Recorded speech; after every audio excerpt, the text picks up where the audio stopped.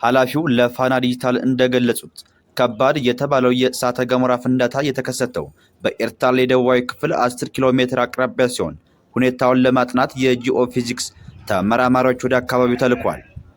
የዳንኪል ዝቅተኛ ስፍራ ንቁ የስምጥ ሸለቆ እየተካሄደበት የሚገኝ ስፍራ መሆኑን ገልጸው የዛሬው የእሳተ ገሞራ ፍንዳታም እንደወትሮው ሁሉ በንቁ አለቶች መብላላት የተከሰተ መሆኑን አብራርተዋል።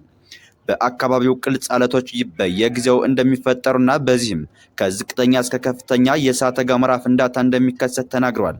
ፍንዳታው ተከትሎ ጠጠርና ድንጋዮችን ወደ ሰማይ እንደሚወረወሩና ከፍተኛ ጭስ እና እሳተ ነቅ አመድ ሊያስከትል ይችላል ያሉት ኃላፊው የአካባቢው ማህበረሰብ አስፈላጊውን ጥንቃቄ ሊያደርግ እንደሚገባ አሳስበዋል።